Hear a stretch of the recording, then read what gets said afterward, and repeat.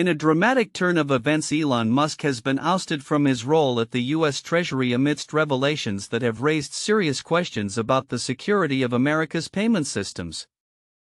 On February 11, during a series of court filings, Joseph Gioeli, a senior Treasury official, disclosed that Marco Velez, a former Twitter engineer linked to Musk's Department of Government Efficiency DOGE, had improperly gained access to the Bureau's sensitive payment systems. This admission came as a shock, particularly as officials had previously assured Congress and the media that DOGE's access was strictly read-only. Gioeli's affidavit revealed that Velez's computer was misconfigured, granting him read/write permissions on crucial payment systems. This oversight has sparked concern over the potential vulnerabilities within the Treasury's infrastructure, particularly as the department grapples with the implications of technological integration into government operations. The incident raises alarms about the influence of private tech companies on public finance and the risks associated with their access to sensitive governmental systems. The fallout from Musk's departure could have far-reaching implications. As a high-profile entrepreneur with a track record of innovation, Musk's involvement lent a certain cachet to government initiatives aimed at enhancing efficiency through technology. However, this incident underscores the challenges of intertwining private sector approaches with public sector security, particularly when rapid advancements in technology outpace regulatory frameworks. In a related development, a new podcast series titled Scam Inc., hosted by the economist Su-Lin Wang, has brought to light the burgeoning global industry of online scamming, drawing connections to the very vulnerabilities Musk's exit has illuminated. Wang's investigative work highlights the alarming sophistication and scale of these scams, particularly those originating from China and targeting individuals worldwide. Wang describes a phenomenon known as pig butchering, a term derived from Chinese slang that refers to a method of scamming where victims are lured into a false sense of security before being exploited for financial gain. This term has come to symbolize a highly organized and lucrative industry that has evolved significantly from early internet scams. Wang's investigation suggests that the industry is now worth between $500 billion and $1 trillion annually, with scammers employing advanced psychological techniques to manipulate victims. The podcast series does not shy away from exploring the dark underbelly of this industry, which has seen the exploitation of vulnerable individuals, including those trafficked into scam operations. Wang notes a disturbing shift in recent years where, instead of relying solely on coerced labor, scammers are now attracting individuals who willingly enter the field, often driven by economic desperation. As Wang articulates, these developments pose a dual threat. Not only do they represent a significant challenge to individual financial security, but they also expose systemic vulnerabilities within the global digital economy. The rise of cryptocurrencies has further complicated the landscape, providing scammers with a means to conduct transactions anonymously and evade law enforcement. The intertwining narratives of Musk's exit from the Treasury and the growth of the scam industry illustrate a critical junction for technology governance and public safety. As authorities scramble to address the implications of Musk's departure and the potential breaches of trust it suggests, they are also tasked with confronting the reality of a rapidly evolving landscape of digital crime that exploits the very systems intended to protect citizens. Looking ahead, the need for robust regulatory frameworks that can effectively manage the intersection of technology and public safety has never been more urgent. Without careful oversight, the vulnerabilities exposed by these incidents could lead to even more significant breaches of trust in both government and financial systems, underscoring the importance of vigilance in an increasingly interconnected world. As the landscape continues to evolve, stakeholders must remain attuned to the implications of technological advancements, not just for innovation's sake but for the integrity and security of the systems that underpin society. In recent years, a concerning trend has emerged in the realm of health: a significant uptick in cancer diagnoses among young adults, a demographic traditionally less affected by this disease. This alarming situation has prompted researchers and medical professionals to delve deeper into the potential causes and implications of early-onset cancers as rising statistics draw both public and scientific scrutiny. Dr. Frank Frizzell, a colorectal surgeon at the University of Otago in New Zealand, vividly recalls a particularly striking case from 2014. He treated a woman in her late 20s for bowel cancer, an already rare occurrence for her age group. The case took an unexpected turn when her best friend upon visiting revealed that she experienced similar symptoms. Subsequent tests confirmed that the friend had a lesion that could have developed into cancer if left untreated. Frizzell's experience, he noted, highlighted a potential trend. "That really brought it home to me how it's much more common than you think," he said. Frizzell's initial skepticism led him to analyze national health data revealing that colorectal cancer diagnoses among New Zealanders under 50 had indeed increased. Further studies from Sweden and Scotland mirrored these findings, suggesting that this phenomenon is not isolated to one country but reflects a global trend. Concerns intensified as numerous studies indicated that young people worldwide are increasingly diagnosed with various cancers. According to a study published in BMJ Oncology, diagnoses and deaths related to early-onset cancers, defined as those occurring in individuals younger than 50, rose by 79% and 28% respectively between 1990 and 2019. In the U.S., breast cancer remains the most common type of early-onset cancer, but alarming increases in cancers affecting the digestive system, such as colon and rectal cancers, have been observed. Current research suggests that today's young adults are twice as likely to be diagnosed with colon cancer and 4 times as likely to face a rectal cancer diagnosis compared to those born around 1950. Despite the overall trend that cancer predominantly affects older individuals, 88% of U.S. cancer diagnoses occur in those over 50, there is a notable demographic shift. Dr. Thomas Powles, a UK-based oncologist, emphasized the unexpected nature of these trends, stating, "We just assumed that cancer incidence was something that is relatively static. But it's not." While improved detection methods and a decline in smoking rates have led to decreased cancer mortality, the rate of new cancer diagnoses has remained relatively stable. With nearly 2 million new cancer cases diagnosed annually in the U.S. and the financial burden on patients being substantial, it is clear that early-onset cancer poses both a health and economic crisis. The rise in early-onset cancer cases can partly be attributed to advances in diagnostics. Dr. Powles noted that enhanced imaging techniques and the modification of screening guidelines, such as the American Cancer Society's recommendation to begin colonoscopies at age 45, have led to earlier detection. However, these advancements alone cannot account for the increasing number of cases among younger individuals. Dr. Kathy Ng, director of the Young Adult Cancers Program at Vanderbilt University, highlighted that many young patients exhibit unexpected cancer diagnoses defying classic risk factors. For example, non-smoking women are developing lung cancer in numbers that are both surprising and concerning. Dr. Ng pointed out, "Many times my patients were extremely healthy, vegetarians, marathon runners, avid swimmers. That's why I really believe there's other risk factors to account for this." The search for these potential risk factors has led researchers to explore various modern lifestyle elements. Diets rich in ultra-processed foods, red meats, and alcohol, which contribute to weight gain, are under scrutiny as possible catalysts for increased cancer susceptibility. Additionally, emerging concerns regarding microplastics in the environment and their potential carcinogenic effects are generating significant interest among scientists. Some studies have even found traces of microplastics in cancer patients' tumors, raising questions about their role in cancer development.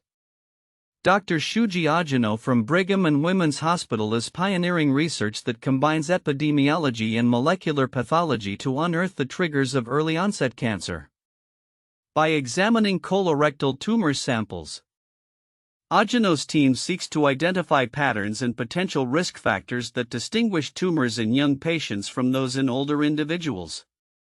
Initial findings suggest a correlation between a typical Western diet, insulin resistance, and the presence of certain gut bacteria with the rise of colorectal cancer among younger adults.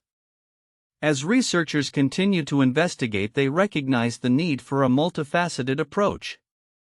Dr. Andrea Sursek, co-director of the Center for Young-Onset Colorectal and Gastrointestinal Cancers at Memorial Sloan Kettering, noted that some tumors in young patients exhibit characteristics typically associated with older individuals, suggesting long-term exposure to harmful substances. Even if they drank as a teenager, it just doesn't make sense, she remarked. The complexity of cancer's emergence among younger populations underscores the necessity of further research into both environmental and lifestyle factors. Dr. George Barreto posits that prenatal exposures to carcinogens may also play a crucial role, potentially beginning the process of damage before birth. As scientists work to unravel these intricate connections, the goal extends beyond understanding the causes of early-onset cancer. There is a pressing need to develop tailored treatment plans that address the unique challenges young adult cancer patients face. Traditional treatments, while effective, may have long-lasting consequences that significantly impact a patient's quality of life. Innovative approaches such as immunotherapy and personalized medicine are being explored to mitigate these effects. In a landscape where the prevalence of early-onset cancer continues to rise, there is hope for progress. The integration of advanced technologies such as artificial intelligence offers the potential to expedite research and enhance our understanding of cancer's underlying causes. However, researchers caution against overpromising results. Many of the questions surrounding early-onset cancer may take years to answer, with the hope that new insights will pave the way for more effective prevention and treatment strategies.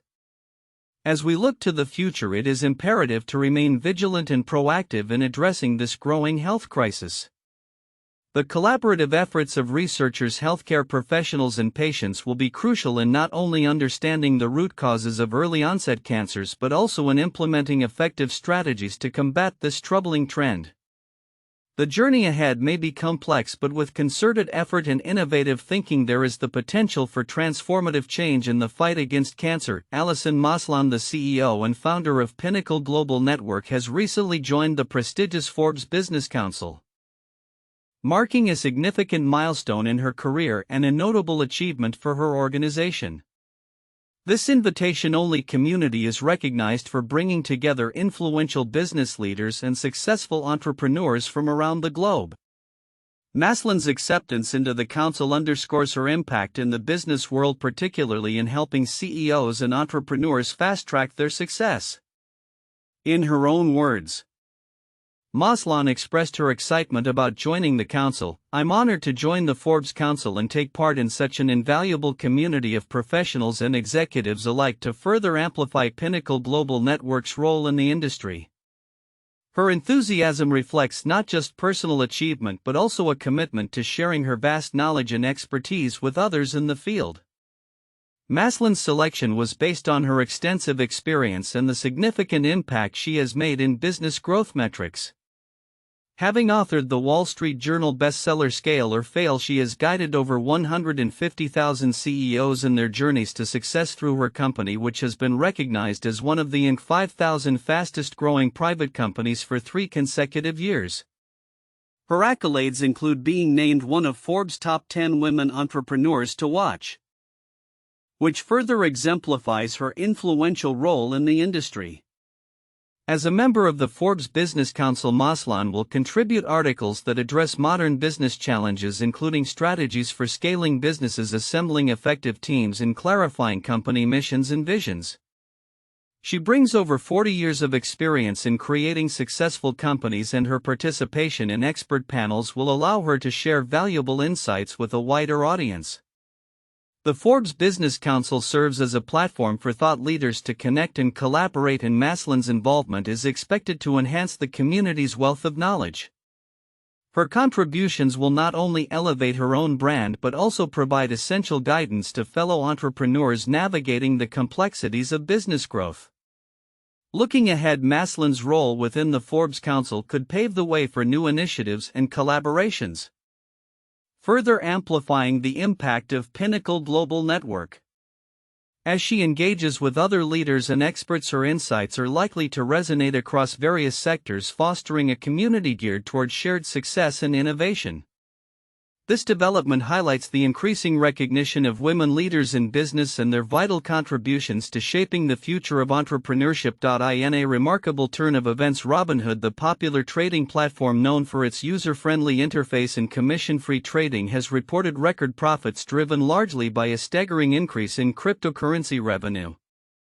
The company's financial results for the fourth quarter of 2024 reveal a significant leap in both overall revenue and profits, underscoring the growing influence of digital assets in traditional finance. Robinhood's revenue soared to $1.01 billion in the fourth quarter, marking a 37% increase from the previous quarter and more than doubling year over year. This impressive performance was bolstered by an unprecedented 500% surge in revenue from cryptocurrency transactions, which reached $358 million. The company's earnings per share came in at $1.01, far surpassing analysts' expectations of 42 cents, leading to a net income of $916 million. Following the announcement, Robinhood's stock price experienced a nearly 7% increase in after-hours trading, reflecting investor confidence in the company's direction. Vlad Tenev, CEO and co-founder of Robinhood, attributed this success to a focused push on product development throughout 2024. "We hit the gas on product development in 2024, Tenev stated, indicating that the company is not merely riding the crypto wave but actively enhancing its offerings to attract a broader user base. The upturn in Robinhood's fortunes comes amid a wider resurgence in cryptocurrency trading, particularly as retail investors, often referred to as mom-and-pop investors, flocked to the platform during a notable crypto bull market in 2024. This influx of new users has significantly impacted Robinhood's financial landscape, especially following a period in 2023 when crypto fees had plummeted to a three-year low of $23 million in the third quarter.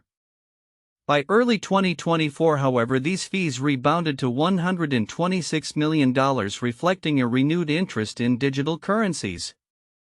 The latest quarterly results not only eclipsed Robinhood's previous high of $233 million in crypto revenue during the 2021 Dogecoin trading frenzy, but also highlight the company's long-standing commitment to digital assets.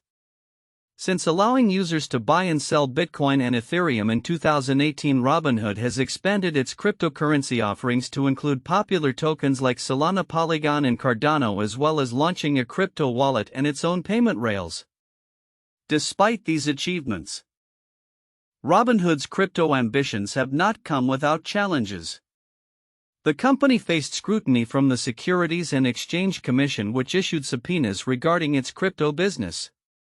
However, the regulatory landscape may be shifting. Following the election of Donald Trump, new leadership at the SEC has indicated a potential easing of its previously combative stance on cryptocurrency. Mark Uyeda, the acting chairman, has introduced a new crypto task force aimed at establishing clearer rules for the industry. Tenev has expressed unwavering confidence in the future of cryptocurrency within the finance sector, asserting that the tokenization of financial assets is poised to be the next major transition in financial services. As Robinhood navigates both opportunities and challenges in the evolving crypto landscape, the company's recent financial performance suggests it is well positioned to capitalize on the burgeoning interest in digital assets. Looking ahead, Robinhood's trajectory will likely continue to be shaped by regulatory developments, market dynamics in the cryptocurrency space, and its ongoing commitment to innovation. As the platform seeks to expand its user base and enhance its offerings, investors and users alike will be watching closely to see how Robinhood adapts to the rapidly changing financial environment. In a significant turn for the global energy landscape, China's continued investment in coal power plants is raising alarms among environmental advocates and policymakers alike. As the nation embarks on an ambitious clean energy transition, the rapid expansion of coal infrastructure threatens to undermine these efforts, complicating the delicate balance between economic growth and environmental sustainability. Recent reports highlight that China has been commissioning new coal-fired power plants at an unprecedented rate, with a staggering 100 gigawatts of new capacity added in just the past year. This surge has made China the world's largest producer of coal, raising concerns that the country's reliance on fossil fuels could jeopardize international climate commitments. A spokesperson for Greenpeace stated the expansion of coal plants in China represents a step back in our global fight against climate change. We need to shift towards renewable energy, not deepen our dependence on outdated and harmful technologies. This boom in coal infrastructure comes at a time when many nations are striving to reduce carbon emissions and transition to cleaner energy sources.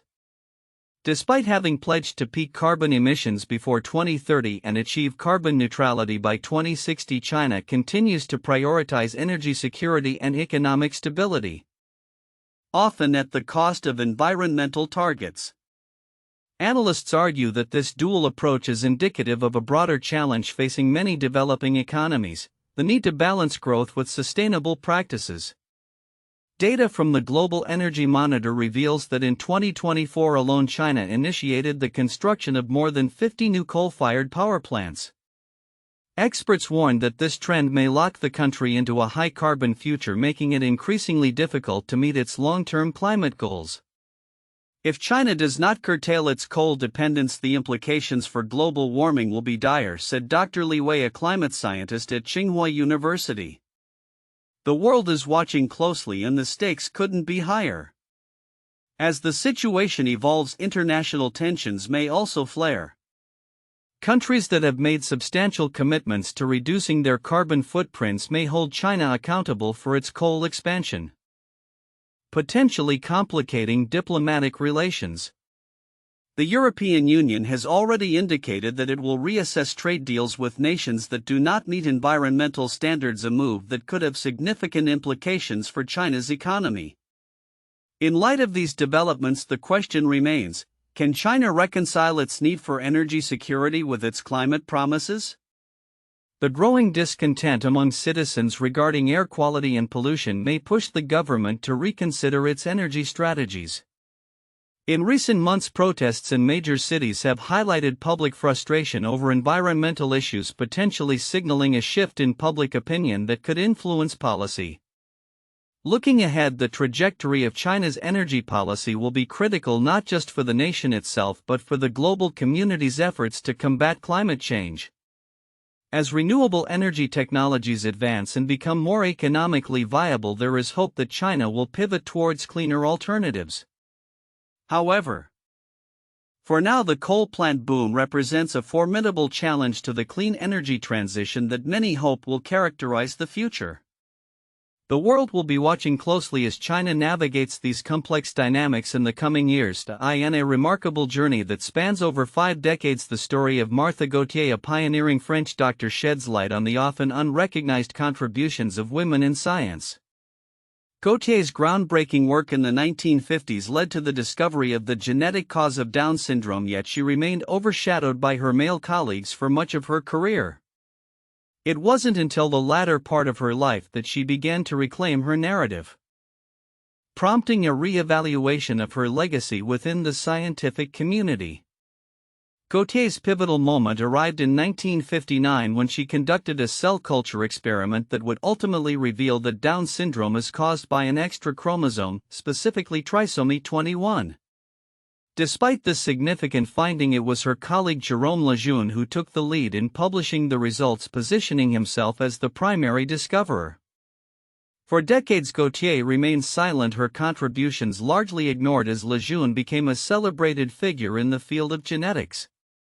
Gautier's silence can be attributed to the cultural and professional dynamics of 1950s France, where a young woman in science faced considerable challenges in contesting the narrative established by her male counterparts. It wasn't until the 50th anniversary of the discovery in 2009 that Gautier decided to speak out, publishing an article in a French journal that detailed her experience and clarified her vital role in the research. Her article served as a catalyst, igniting discussions about gender equity in science and the importance of recognizing the contributions of women who have historically been sidelined. Elizabeth Head, a professor at the University of California, Irvine, who has focused her research on Down syndrome, remarked on the lasting impact of Gautier's work. "That paper is rock solid. It's held for a very long time, she stated, emphasizing the significance of Gautier's findings in shaping the medical community's understanding of the condition. The criteria established in Gautier's research provided a foundation for formal diagnoses, allowing families to access resources and interventions that could significantly improve the quality of life for individuals with Down syndrome. However, Gautier's struggle for recognition did not end with her 2009 article. In 2014, at the age of 88, she was scheduled to receive a medal for her contributions at a scientific conference. The event was abruptly cancelled, a decision influenced by the ongoing legacy of Lejeune and his supporters, who sought to maintain the narrative that favored him. Despite this setback, Gautier's resilience shone through as she continued to advocate for her rightful place in history. The tension between Gautier and Lejeune's families has persisted even after their deaths, with Lejeune's daughter defending her father's legacy while acknowledging Gautier's contributions. This complex interplay of recognition and legacy highlights the broader issues of gender dynamics within scientific research, where female scientists often find their achievements minimized or overlooked. In her later years, Gautier received formal recognition for her work when she was honored by the French government as a Commander of the National Order of Merit, a distinction that underscored her significant contributions to medical science. Her story resonates as a poignant reminder of the need for greater awareness and acknowledgement of the roles women have played in scientific advancements. As the scientific community continues to grapple with issues of representation and equity, Gautier's journey serves as a call to action. Her legacy not only exemplifies the challenges faced by women in academia but also highlights the importance of ensuring that history accurately reflects the contributions of all its participants. Looking forward, there is hope that the recognition of pioneers like Martha Gautier will inspire a new generation of women to pursue careers in science, paving the way for a more inclusive and equitable future in research and innovation. In a groundbreaking study published in Nature, researchers have unveiled how interface flexibility significantly influences the nucleation and growth of supramolecular networks. This new understanding has far-reaching implications for the design of synthetic materials and the development of nanotechnology applications. Traditionally, the formation of supramolecular networks has been attributed to the binding strength and directional interactions between macromolecules. However, this research, led by a team including Vincenzo Caraprese and Sem Tekin, introduces the concept of interface flexibility, emphasizing that the structural flexibility of macromonomers plays a critical role in regulating network formation. The researchers utilized trisymmetric DNA-based macromonomers as their model system. These macromonomers can organize into hexagonal networks through weak pi-pi interactions at their ends. The directional nature of these interactions means that even minor shifts in orientation can drastically affect the effective valency of the components involved. The findings revealed that excessive interface flexibility can disrupt network formation regardless of the binding affinity between the interacting molecules. Tuning the interface flexibility could therefore expand the design space for synthetic supramolecular materials dramatically. In exploring the dynamics of supramolecular assembly, the study draws parallels to biological processes. For instance, the assembly of clathrin triskelions into polygonal patches is essential for cellular uptake, while the organization of TRIM5A and hexagonal patterns on the HIV-1 capsid helps combat viral infections. Both cases highlight how the mechanical properties of monomers influence the spatial tolerance of intermolecular binding interfaces, ultimately affecting the system's ability to achieve long-range order. The research further explores how different structural configurations of DNA tiles affect network architectures. The team designed two variants of the trisymmetric macromonomers, short and long 3PS, each exhibiting distinct assembly behaviors. The short 3PS predominantly formed large hexagonal networks, while the long variant assembled into smaller elongated structures. This difference was attributed to the terminal flexibility of the monomers, which directly impacted their ability to form stable nucleation events. Through advanced imaging techniques including atomic force microscopy AFM and high-speed AFM, the researchers monitored the formation of these networks in real time. The results indicated that short 3ps macromolecules create stable nuclei that facilitate radial growth, whereas long 3ps failed to form stable nuclei, leading instead to coalescence and the formation of elongated structures. The implications of this research are significant, indicating that interface flexibility is a crucial factor in the design of synthetic supramolecular materials. The findings not only enhance our understanding of supramolecular chemistry but also provide a roadmap for future research aimed at creating more complex and functional materials. As researchers continue to explore the balance of rigidity and flexibility at molecular interfaces, the potential applications in nanotechnology, drug delivery, and the development of new materials are vast. This study paves the way for innovative designs that leverage the principles of interface flexibility to create more efficient and adaptable supramolecular systems, marking a significant step forward in the field of materials science and the dynamic landscape of modern business. Fostering a culture that encourages open dialogue and diverse perspectives is increasingly recognized as a cornerstone of innovation and success. A recent article in the Harvard Business Review authored by Timothy R. Clark, Alistair Acheson, and Paul Terry underscores this idea by stating, if a pattern of shared behavior is a norm, a collection of norms is a culture. Norms are the primary building blocks of culture. This sentiment resonates deeply in organizations where diverse teams often struggle with either compliance or groupthink, thus stifling curiosity and innovation. As organizations look to navigate these challenges, Leo Bodary, founder of Pernovation and a thought leader on peer dynamics, offers valuable insights drawn from his work with CEO forums. He emphasizes that creating a culture of constructive dissent requires intentional effort. A culture of constructive dissent will never emerge unless the group intentionally creates it, Bodary asserts. This underscores the importance of deliberate practices that not only establish norms but actively engage team members in a way that encourages them to voice differing opinions and challenge the status quo. One effective method Bodary employs is a simple yet powerful word cloud exercise. During this activity, members of the group identify values or behaviors they believe are crucial for contributing meaningfully to the team. This exercise not only clarifies expectations but also serves as a foundation for developing a shared culture. Following this initial step, team members are encouraged to revisit their chosen terms, discuss their meanings, and transform these insights into actionable items. Bodary notes that many groups adapt their approach based on the content of their word cloud. For instance, they may categorize similar terms to delve deeper into what these values look like in practice or assess their strengths and areas for improvement.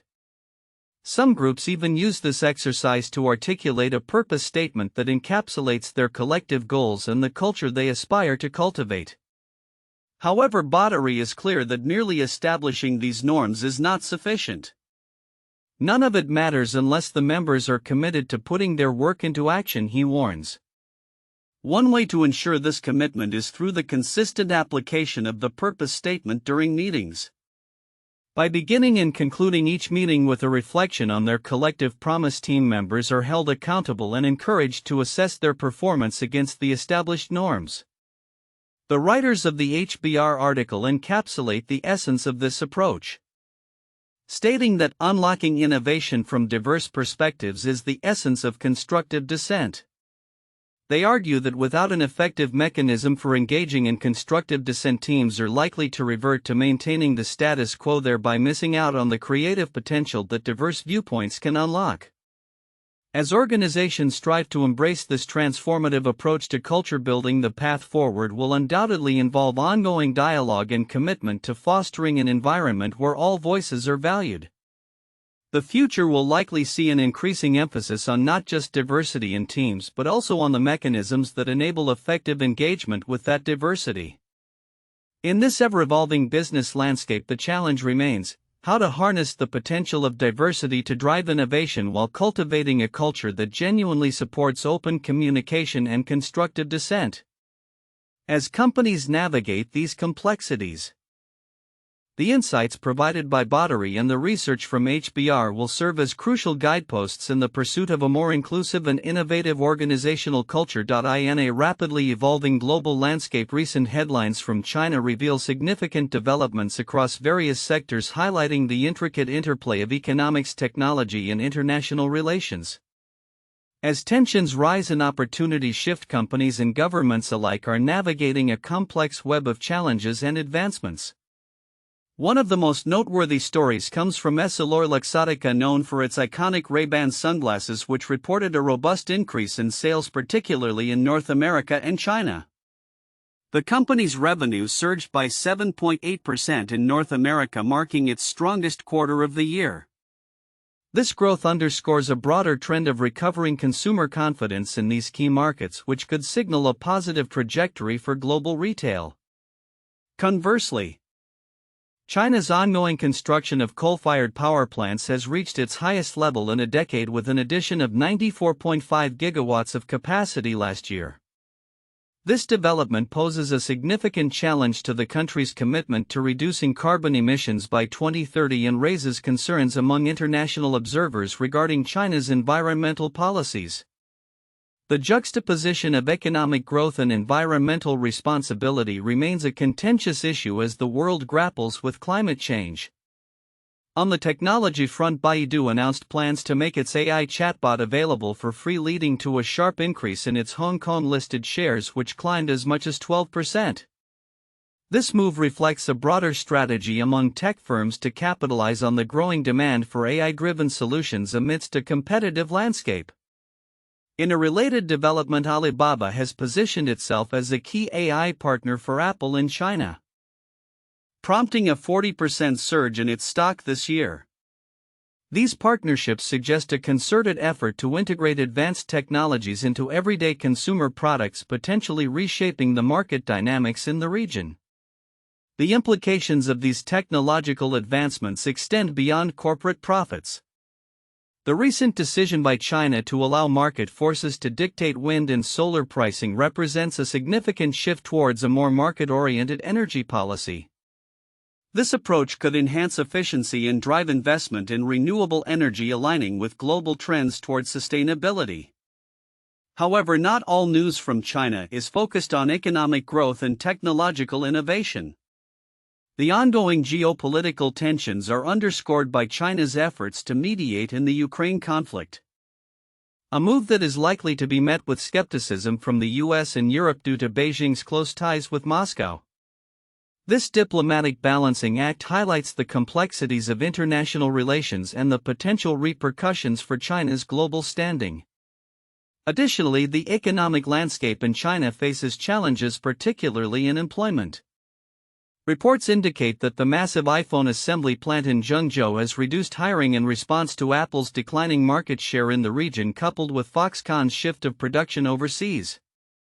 Such developments raise questions about the sustainability of China's manufacturing sector and its ability to adapt in a rapidly changing global economy.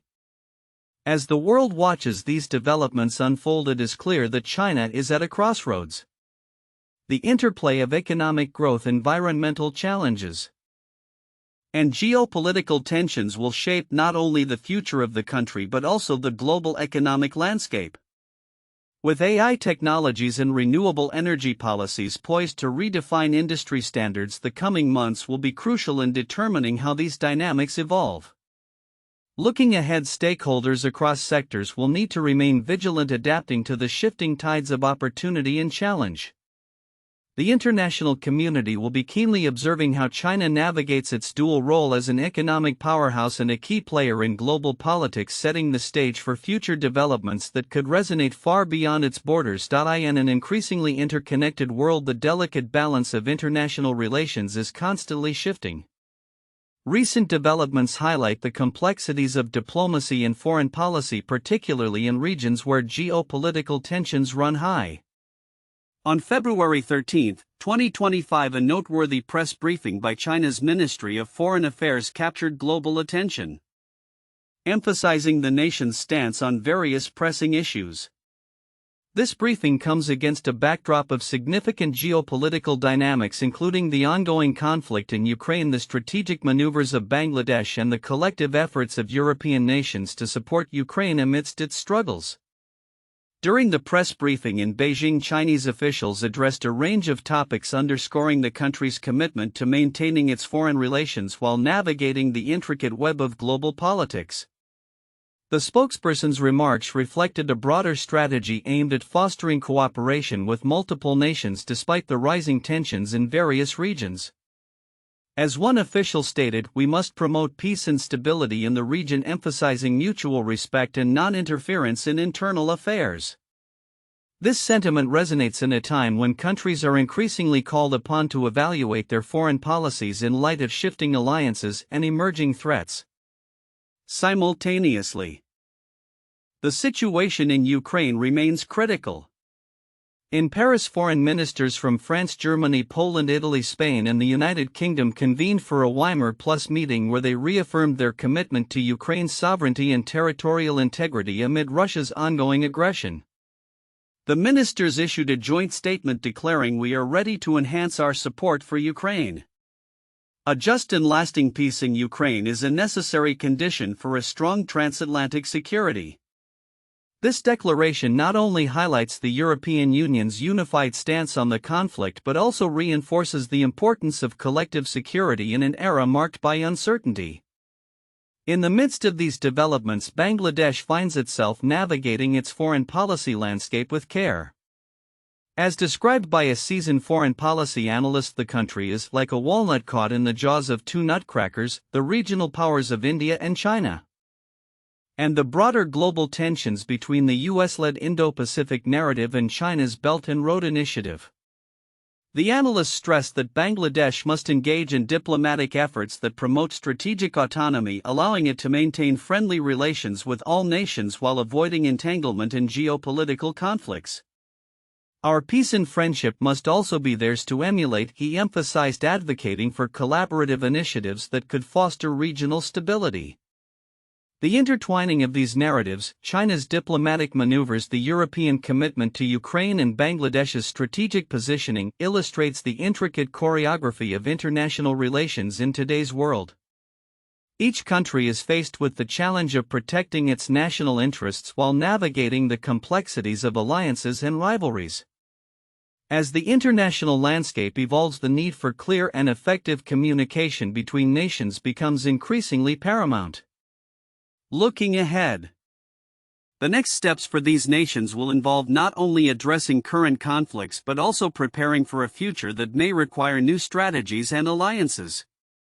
The ongoing discussions in Europe regarding support for Ukraine will likely continue to shape the geopolitical landscape, while China and Bangladesh's diplomatic approaches could redefine their roles in the global arena. As nations strive for stability and cooperation, the importance of dialogue and understanding cannot be overstated. It is this very dialogue that will play a crucial role in fostering a world where mutual respect and peaceful coexistence take precedence over conflict and division. In recent years, significant advancements in medical research have offered new insights into complex health issues ranging from endometriosis to pancreatic cancer detection. The latest studies not only deepen our understanding of these conditions but also point toward potential therapeutic strategies that could improve patient outcomes. Endometriosis, a painful gynecological condition affecting nearly 10% of reproductive age women, has long been characterized by the growth of uterine-like tissue outside the uterus. Despite its prevalence and debilitating symptoms including severe pelvic pain and infertility, the underlying mechanisms of endometriosis remain poorly understood. A recent study led by Xiaoye Wang and colleagues at the Chinese Academy of Medical Sciences has made strides in unraveling the cellular landscape of this condition. Published in Cell Genomics, the team identified a signaling pathway that appears to facilitate the attachment and growth of endometrial cells outside their typical location. This study represents an important advance in endometriosis analysis. Endometriosis has been really understudied, noted Kate Lawrenson, a women's health expert at the University of Texas Health Science Center at San Antonio. By analyzing cells from endometriotic ovarian cysts, The researchers discovered that aberrations in gene expression related to inflammation and wound healing are present in ectopic endometrial cells. These findings could pave the way for targeted therapies that address the root causes of endometriosis rather than merely managing symptoms. Meanwhile, another study has emerged highlighting the potential risks associated with the common painkiller paracetamol, particularly during pregnancy. Research led by Brennan Baker at the University of Washington suggests that children whose mothers used paracetamol during pregnancy may face a heightened risk of developing attention deficit hyperactivity disorder (ADHD). This study, which examined blood samples from pregnant women, found that markers of paracetamol use correlated with a threefold increase in ADHD diagnoses in their children. However, experts caution that the results are not definitive, emphasizing the need for larger, more diverse studies to validate these findings and clarify the underlying mechanisms. In a separate realm of health research, a new blood test developed by scientists at Oregon Health and Science University offers promising advancements in the early detection of pancreatic cancer, one of the deadliest forms of cancer. The Pacman test, which stands for Protease Activity-Based Assay using a magnetic nanosensor, provides a non-invasive method to detect changes in protease activity indicative of pancreatic ductal adenocarcinoma. With an 85% accuracy rate for early-stage detection and a remarkable 98% accuracy in distinguishing between cancerous and non-cancerous tissues, this test could revolutionize the way clinicians approach pancreatic cancer screening. Our goal with Pacman is to give clinicians a tool that can detect the disease much earlier when more treatment options are available and there is a better chance of survival, stated Jared Fisher, one of the lead researchers. Furthermore, a study published in Nature Aging challenges existing notions of biological aging by linking random genetic mutations to epigenetic changes that are commonly used to measure aging. This research indicates that the interplay between genetic mutations and epigenetic shifts may be more complex than previously understood. As scientists work to identify the true drivers of aging, understanding the relationship between these two phenomena may lead to breakthroughs in age-related health issues. As we continue to uncover the intricacies of these health conditions, the promise of targeted therapies and improved diagnostic techniques highlights the potential for better patient outcomes. Future research will be crucial in validating these findings, exploring their implications, and ultimately transforming our approach to prevention and treatment. The coming years may see significant strides in the management of endometriosis ADHD, risks associated with medication use during pregnancy, and the early detection of pancreatic cancer, potentially changing the landscape of women's health and oncology.